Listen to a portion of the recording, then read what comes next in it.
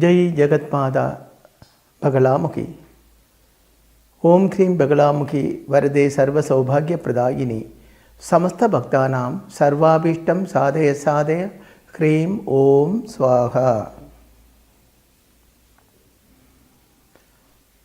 இப்போ இந்த காலத்தில் கேன்சர் என்ற மகா வியாதி ஒரு பயங்கர விபத்தாக ஜனங்களை வேட்டையாடிக்கிட்டே இருக்கின்றது. நிறைய பேர் ரொம்ப பயப்படுறாங்க. குழந்தைகளுக்கு கூட கேன்சர் வருது.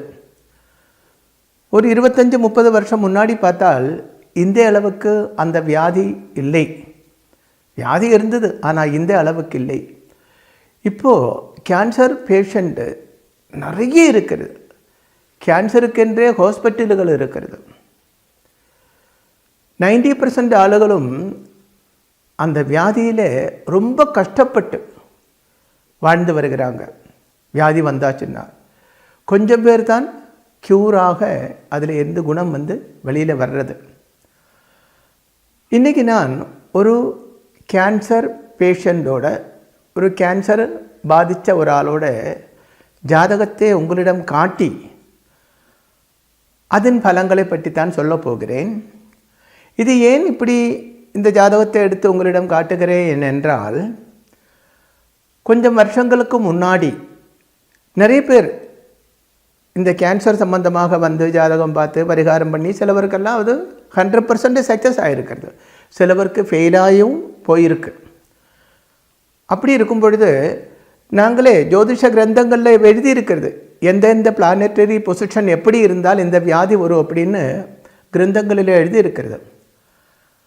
அது சரிதானா என்று பார்க்கறதுக்காக ஜோதிஷ கிரந்தங்களில் எழுதியிருக்கப்பட்டது ரிஷீஸ்வரன்மார் எழுதுனது 100% கரெக்டாக தான் இருக்கும், அதில் மாற்றம் வராது.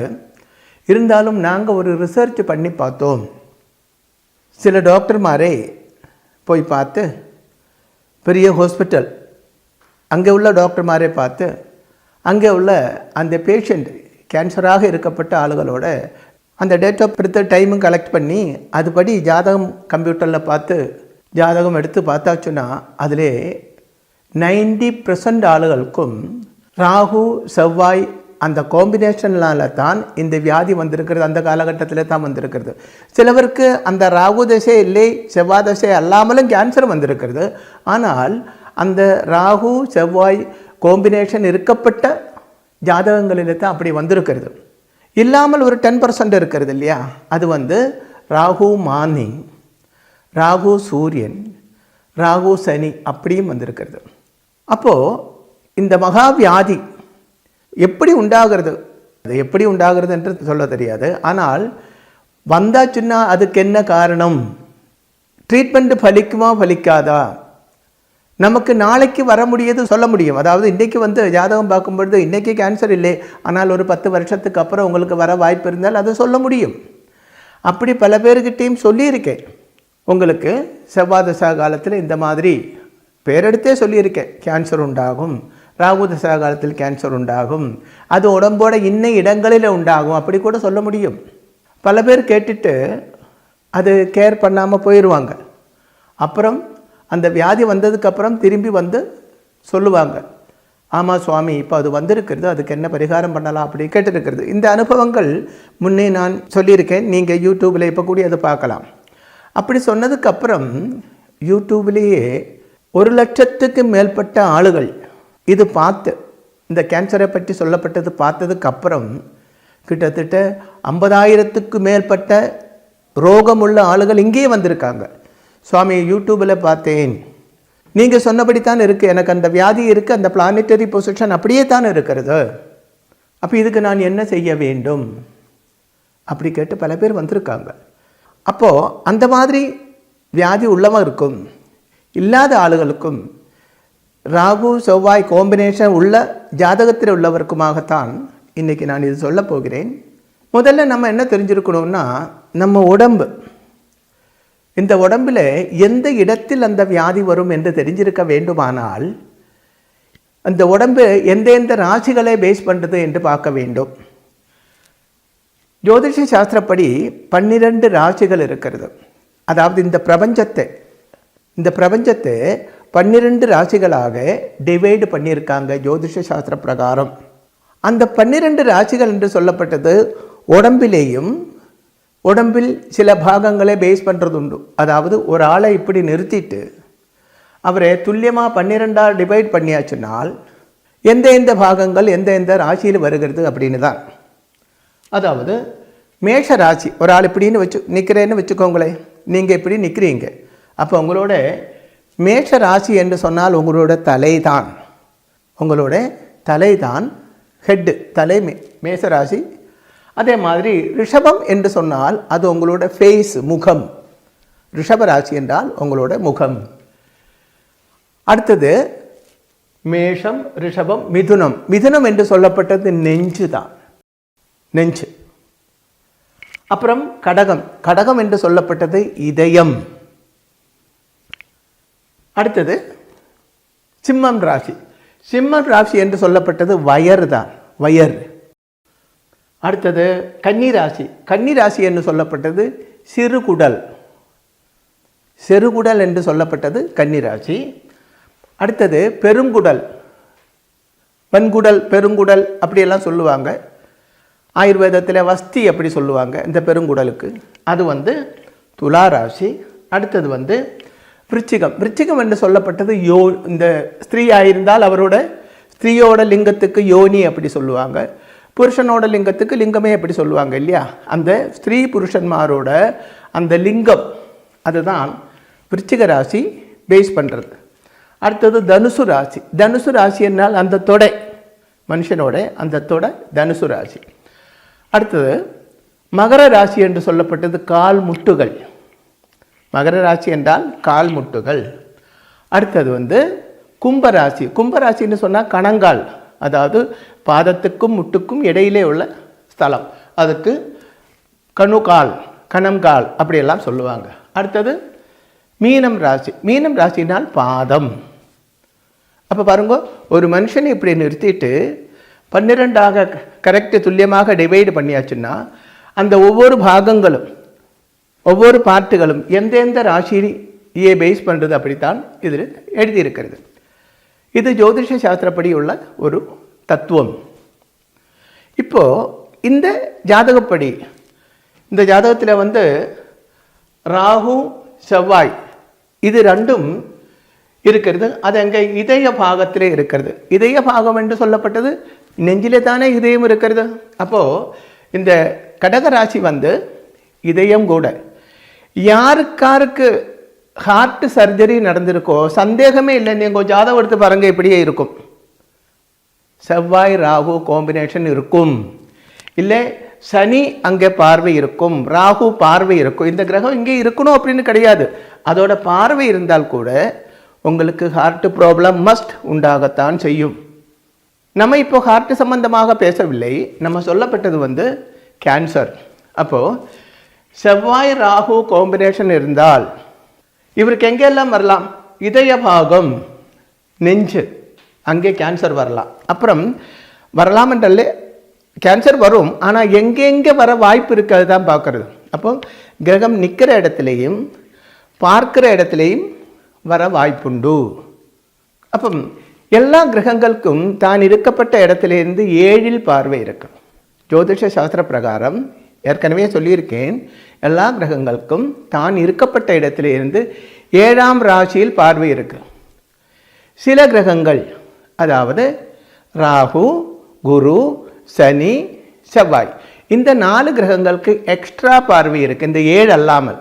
அப்போ அதுபடி குருவுக்கும் ராகுவுக்கும் 7ஆம் இடத்திலே அல்லாமல் 5லேயும் 9லேயும் பார்வை இருக்கு. அப்போ பாருங்க, இந்த ராகு 5ஆம் இடத்திலேயும் 9ஆம் இடத்திலேயும் பார்வை இருக்கிறது.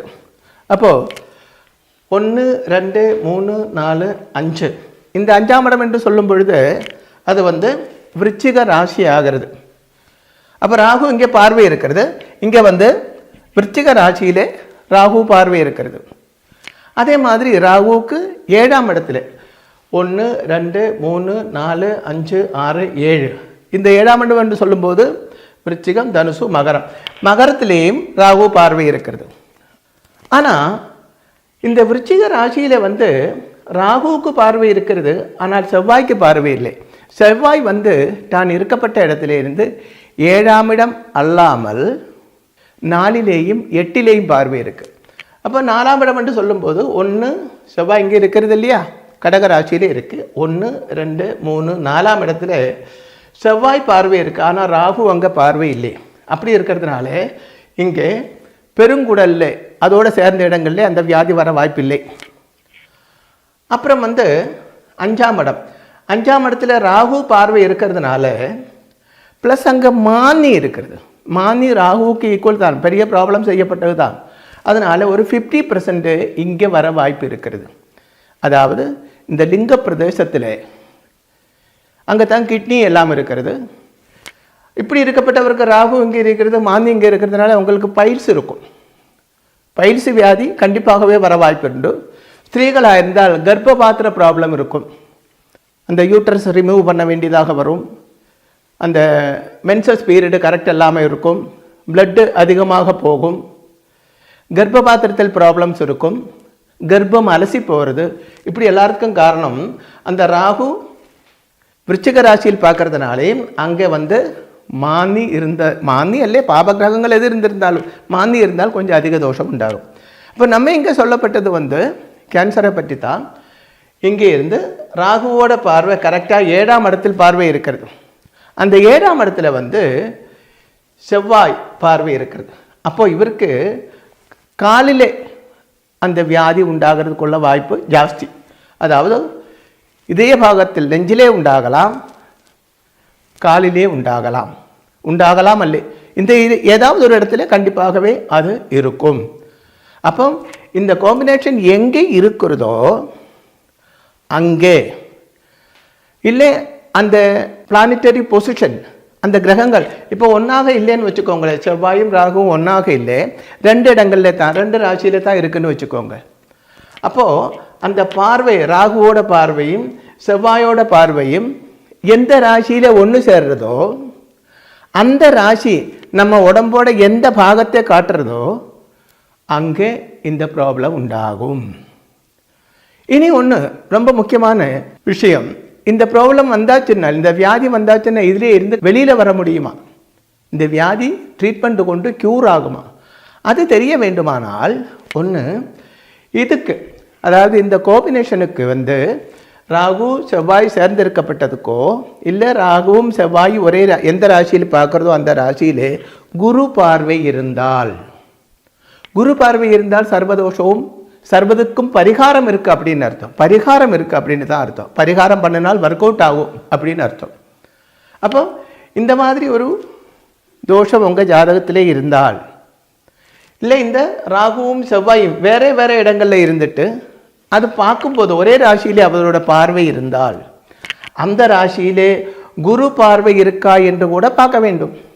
இப்போ பாருங்க, அந்த ராசி இங்கே தான் இருக்கிறதுன்னு வச்சுக்கோங்களேன். இப்போது ராகுவுக்கு தான் இருக்கப்பட்ட இடத்துல இருந்து 9ல் பார்வை இருக்குது, ராகு இங்கே பார்வை இருக்குது. இது மீனம் ராசி. அந்த மீனம் ராசியிலே செவ்வாயோட பார்வை கூட இருக்குன்னு வச்சுக்கோங்க. அப்போ கண்டிப்பாக அந்த வியாதி வரக்கூடிய வாய்ப்பு அதிகமாக உண்டு. ஆனால் அங்கே குரு பார்வை இருக்கிறதுனால அது ட்ரீட்மெண்ட் கொண்டு குணமாகும். அந்த குரு ஒர்க் அவுட் ஆக வேண்டுமானால் இன்னொரு விஷயம் இருக்கிறது, பூர்வ ஜென்ம பாபதோஷம் இல்லாமல் இருக்க வேண்டும். இந்த ஜாதகத்தில் லக்னத்தில் இருந்து பார்க்கலாம்.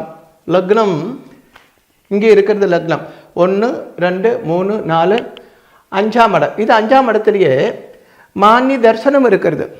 மானி ராகுவுக்கு ஈக்குவல் தான். பல பெரிய அஸ்ட்ராலஜர்ஸ் சொல்கிறாங்க மானிக்கு தரிசனமே இல்லை, மானி இருக்கப்பட்ட பிளேஸுக்கு தான் பவர் அப்படின்னு சொல்கிறாங்க. அது சரியில்லை. மானி ராகுவுக்கு ஈக்குவல் என்று சொல்லும் பொழுது ராகுவுக்கு என்னென்ன குணங்கள் இருக்கிறதோ அதெல்லாம் மானிக்கும் சொல்லித்தானே ஆக வேண்டும். நீங்கள் இயேசு கிறிஸ்து பிறக்கிறதுக்கும் 2000 வருஷத்துக்கு முன்னாடி எழுதப்பட்ட பராசர மகர்ஷி எழுதப்பட்ட பராசர ஹோரை என்ற சாஸ்திரம் படித்தால் அதில் இது உங்களுக்கு தெரியும். அப்போ இந்த 5ஆம் இடத்தில் சூரியனோ சனியோ ராகுவோ மானியோ இருந்தால், இல்லை அந்த கிரகத்தோட பார்வை இருந்தால் என்னாகும்? முன்ஜென்ம பாபதோஷம் ரொம்ப பவர்ஃபுல்லாக இருக்கிறது. முன்ஜென்ம பாபதோஷம் பவர்ஃபுல்லாக இருந்தால் நாம் செய்யப்பட்ட ட்ரீட்மெண்ட் ஒர்க் அவுட் ஆகாது. அப்படி இருந்தால் என்ன செய்யும்னால், இந்த வியாதி இந்த ஆளை ரொம்பமாக கஷ்டப்படுத்தி அதிபயங்கரமாக உள்ள துக்கங்கள் கொடுத்து கடைசியில் குடும்பத்தில் இருக்கப்பட்ட தனத்தையும் எடுத்து கொண்டு போகும். இவர் இறந்து போகிறார், லட்சக்கணக்கு ரூபாய் செலவாகும். அப்போ பணமும் போச்சு, ஆளும் போச்சு. அப்படி வரும். அப்போ என்ன பண்ண வேண்டுமானால், ஜாதகத்தில் இப்படி ஒரு காம்பினேஷன் இருந்தால் ஜாதகத்தை எடுத்து பாருங்க. அதாவது ராகு செவ்வாய் காம்பினேஷன் இருந்தால், அது ஒரே ராசியில் பார்வை இருந்தால், இல்லை இதே போல் ஒன்று சேர்ந்திருந்தால், கண்டிப்பாக நீங்கள் சாஸ்திரம் தெரிஞ்ச ஒரு ஜோதிஷியை, ஒரு குருவை பார்த்து தான் ஆக வேண்டும். இது தோஷ காலத்தில் தான் வரும் என்று சொல்ல முடியாது. பாபகிரகங்களோட தசாகாலத்தில் மஸ்ட் வரத்தான் செய்யும். ஆனால் சில சுப கிரகங்களுக்கு இப்போது பாருங்கோ, இந்த ஜாதகத்தில் சந்திரன் மேஷ ராசியிலே இருக்கிறது. அந்த சந்திரன் பவர்ஃபுல்லாகத்தான் இருக்கிறது. ஏன்னா வீனஸோட தரிசனம் இருக்கிறதுனால பவர்ஃபுல்லாக இருக்கிறது. இதுவே குரு இங்கே இருக்குன்னு வச்சுக்கோங்களேன். குரு பாபக்ஷேத்திரத்தில் இருக்காங்க. அதே மாதிரி அதாவது மேஷம் ராசியிலே தான் குரு இருக்குன்னு வச்சுக்கோங்க. அப்போ குரு பவர்ஃபுல்லாக இருக்கும் அப்படின்னு சொல்ல முடியாது. ஏனென்றால் மேஷ ராசியிலே இருக்கப்பட்டது பாபக்ஷேத்திரத்திலே இருக்கிறது மட்டுமல்ல, ராசிக்கு அதிபனாக இருக்கப்பட்ட செவ்வாய் நீச்சத்திலும் இருக்கு. அப்போ அந்த குரு பார்வைக்கு பவர் கம்மியாக இருக்கிறது. அப்போ குரு பார்வையினாலே எல்லாம் மாறி போகும் அப்படி சொல்ல வேண்டுமானால், அந்த குருவுக்கு பவர் இருக்கா என்று தெரிஞ்சிருக்க வேண்டும். அப்போ ஜாதகம் எடுத்துட்டு நீங்கள் பாருங்கள், இப்படி இருந்தால் இன்னைக்கல்லே நாளைக்கு அது வர வாய்ப்பு உண்டு, 100% உண்டு. எனக்கு 40 வருஷ கால அனுபவங்கள் இருக்கு. அதனால சொல்கிறேன், இங்கே வரப்பட்டவர் பெரிய பெரிய படிப்பும் அறிவும் உள்ள ஆளுகள் தான் அதிகமாக சூரியமங்கலத்தில் வர்றாங்க. ஆனால் அப்படி இருக்கப்பட்ட சில பேரே சொன்னால் இது கேட்கறதில்லை. அதுக்கு ஒரு விஷயம் சொல்கிறேன், ஒரு சம்பவம் சொல்கிறேன். ஒரு காலத்தில் ஒரு அப்பாவும் பையன் ஒரு ஃபேமிலியோடு வந்தாங்க ஜாதகம் பார்க்குறதுக்கு. அப்போது அந்த அப்பா ஜாதகம் கொடுத்த போது நான் சொல்கிறதுக்கு முன்னாடி அவங்களே சொன்னாங்க, சுவாமி இது அவங்க அப்பா. அந்த பையன் சொல்கிறா, அப்பா கேன்சர் பேஷண்ட்டு, ட்ரீட்மெண்ட்டிலே இருக்கோம். ஆனால் டாக்டர்மாரெல்லாம் கைவிட்ட மாதிரி தான் சொல்கிறாங்க. அவங்க நிறுத்தி கொண்டே சொல்கிறாங்க, ஒரே வருத்தமாக இருக்குது அப்படியெல்லாம் சொல்கிறாங்க. அப்படியெல்லாம் சொன்னார் அவர். ஓகே, ஜாதகம் வாங்கி பார்க்கும்போது அப்படியே தான் இருக்கிறது. அந்த ஜாதக பிரகாரம் அப்போ என்னென்ன பரிகாரம் பண்ணணும்னு இவர் கேட்குறாங்க. இந்த ஜாதகத்தில் என்ன பரிகாரம் பண்ணாலும் இது ஒர்க் அவுட் ஆகாது. டாக்டர்மாரே இதுக்கு first stage, second stage, third stage இப்படி டிவைடு பண்ணியிருக்காங்க. இது நீங்கள் ரொம்ப லேட்டாக வந்திருக்கீங்க, இதுக்கு எந்த பரிகாரம் பண்ணாலும் ஒர்க் அவுட் ஆகாது. ஆனால் அந்த பையன் ஜாதகம் பார்த்துட்டு நான் சொன்னேன், அப்பாவோட வாழ்க்கையை முடிஞ்சு போச்சுட்டது. அவருக்கு 60 வயசுக்கு மேலே ஆயிடுச்சு, 60-67 வயசு. பையன் சின்ன வயசு தான். சின்ன வயசு என்ன சொன்னால் ரொம்ப சின்ன வயசு இல்லை. அவர் அப்போத்தான் மெடிசினுக்கு சேர்ந்திருக்கிறார், ஃபஸ்ட் இயர் படித்து கொண்டு இருக்கிறார். அப்போ அவர் சொன்னார், எனக்கு என்ன வரும் என்று சொல்கிறீங்களே, அதுக்கு ஏதாவது பரிகாரம் பண்ணனா நல்லா இருக்குமா? ஆனால் எங்களுக்கு முக்கியம் இப்போ அப்பாவை தான் காப்பாற்றணும் அப்படி சொல்லியிருக்காங்க. நான் சொல்கிற மாதிரி ஜாதகத்தில் இருந்தால் கண்டிப்பாக ஒரு நல்ல ஆச்சாரியன் நீங்கள் பாருங்கள். வாழ்க்கையை வேஸ்ட் பண்ணக்கூடாது. இந்த வியாதியினால் வரப்பட்டதெல்லாம் அபமிருத்யு தான், ஆயுசு தீர்ந்து போகப்பட்டதல்லே. மரணம் வந்தால் அது ஆயுசு முடிஞ்சு போச்சு அப்படின்னு நினைக்க வேண்டாம். ஏனென்றால் மரணம் 101 விதத்திலே இருக்கிறது.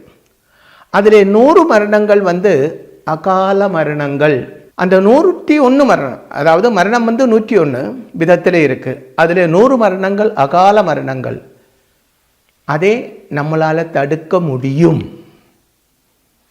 நாம் நினைச்சால் அதை தடுக்க முடியும். ஒரு மரணம் 101வது மரணம் என்று அது கால மரணம்.